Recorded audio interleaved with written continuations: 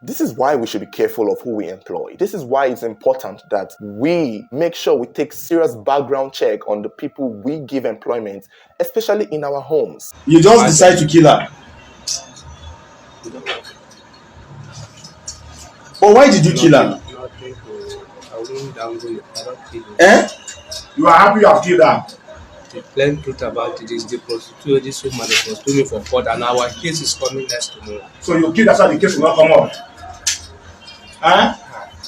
This story is very unfortunate. An elderly woman's life has been cut short due to the fault of the police, or should I say the legal system. Because we've seen this happen multiple times. So the woman who goes by the name of Boma Amaomu-Jumbo was said to be a former director of the University of Port Harcourt Teaching Hospital. And she lived in the government reserved area of River State there in Port Harcourt. It's not clear if she was single, married or divorced, but it was said that at the time of this unfortunate incident, she lived alone. And she had employed a man to be a security man, a gate man. It was said a friend of hers, that is another woman, was the one who suggested John Danjuma to her to hire as her gate man. And Boma did hire John as her gate man. And it's not particularly stated how long John had been working for Boma, but for the time that he was working for her, he was working for her. Until somewhere around April or towards the start of May, where she accused John of stealing her $10,000. She had left home and had returned and could not find her money.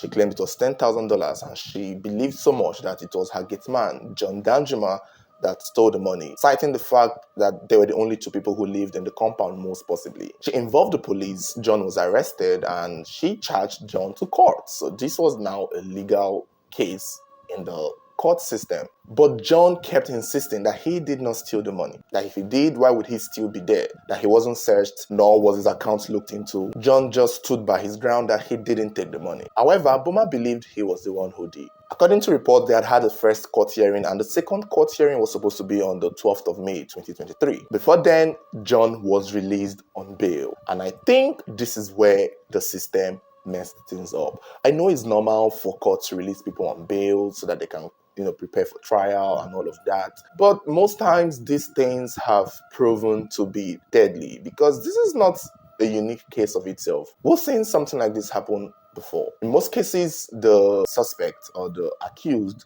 run away, and in other instances, they prepare their case to defend themselves properly. But in John Danjuma's case, he felt this was a lost cause. He pretty much assumed or pretty much believed that since he was the less fortunate one, he was most likely going to be found guilty. And maybe that was why he did what he did. Instead of John to maybe run away or find a way to prepare and prove his innocence, John decided to plot a plan and pay a visit to his former boss, Miss Boma. In the early hours of the 9th of May 2023, somewhere around 4 or 5, it was said that John Danjuma broke into Boma's house, climbing through the fence and gaining access into the house through a window. It seemed as though either Boma was still asleep or Boma had left for work, because it was said he was in the house for a while, waiting for her to return. Of course, it would have been maybe risky for him to break into the house while she was there. Maybe he should have had enough time to prepare for what was about to come. But John waited in the house. He got access into the house through her window and ransacked the whole place, stole more of her jewelries and some other valuables. And instead of leaving after stealing, he waited for this woman to come back in the evening. And when Boma came back with a cutlass, it was said John attacked her brutally until she died. It was even said to clear himself of some possible chance of being caught, he broke her phone. Maybe she tried to make a call, or maybe he was thinking if he left, she would be able to reach for her phone and make a phone call. So he damaged her mobile phone. But this is where things get very tricky for him, because when he was about to escape, he just couldn't, because the security men of another compound that was close by to Boma spotted him, and they were like, hey, isn't that the guy that was locked up for stealing someone's money? And that's how he was held and questioned as to where he was coming from. And when he couldn't handle the questions, he started running. And that was how an alarm was raised and people started chasing him. He threw away the bag of jewelries.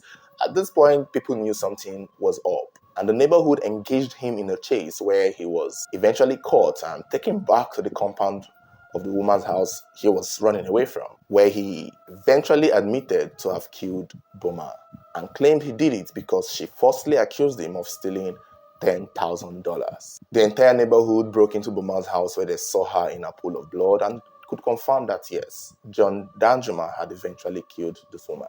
And he showed no remorse. Not one single remorse. When the case blew up, another woman came out with the accusation that they also believed that he may have also murdered the woman who brought him to Boma for hire. But that had not been confirmed. It's just an accusation. And when it was brought to John, he denied it. He said he does not know who the other woman was and does not take responsibility for it.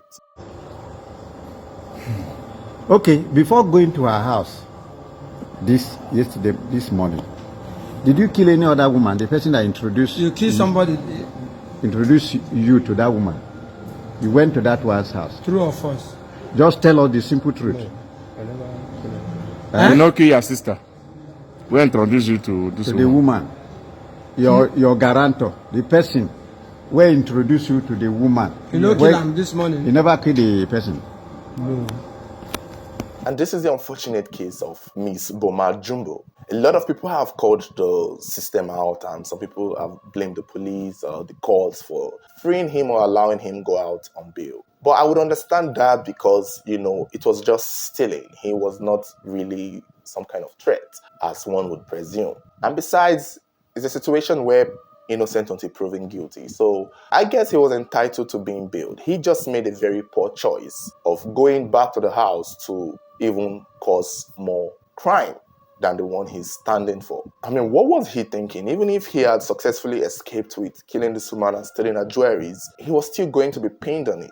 He was still going to be held responsible, possibly, because only him knows the best way to get into the compound. That's why he was able to go in without people seeing him in the first place. Only him knows the possible way of gaining access into the house through a window, which means there's a high chance that he most likely stole the $10,000 that Boma accused him of taking, because he clearly knows the way in and out of the house. I'm sure the window way which he got into the house was probably easy because somebody must have heard the noise of breaking through or, busting through a window or breaking through a door. Maybe a neighbor would have heard. But for him to easily, smoothly go into the house, then he knew the way. He most likely created the ways for himself. But there are other sections of the internet that are claiming that, yes, the guy must have been triggered by the false accusation. And I can see that some people get triggered by, okay, you accuse me of doing this, I might as well do it. And maybe take their anger to an extreme because he's just a gate man fighting over a woman who is a director of a hospital. Yes, we've seen cases where the rich oppress the poor and have them locked up for crimes they did not commit, knowing fully well that they are not capable of defending themselves. That could have most likely been the case for John Danjuma if, at the initial accusation of stealing the $10,000. That could have probably been the situation. Maybe he felt handicapped. Maybe he felt this woman would win because he does not have the means to defend himself. He does not have the capability. It's him versus a very affluent woman. How does a gate man win a woman who has that much power? And the chance he got to leave the prison, he just felt the need to maybe take his pound of flesh because he knows he's going to rot in jail. But that is one possibility. And that is a section of people that feel that way. If you ask me, like I've said, I believe he stole the $10,000. I feel so because he seems like a trick. A criminal is a criminal. If he wasn't a criminal, he would not have broken into a house to steal more jewelries and kill her. He's a thief. He stole the jewelries after killing her because that is who he is. Anyone who is capable of stealing $10,000 is capable of killing somebody. And anybody who is capable of using a cutlass to end a woman's life is capable of stealing $10,000. I've said this many times. A criminal is a criminal.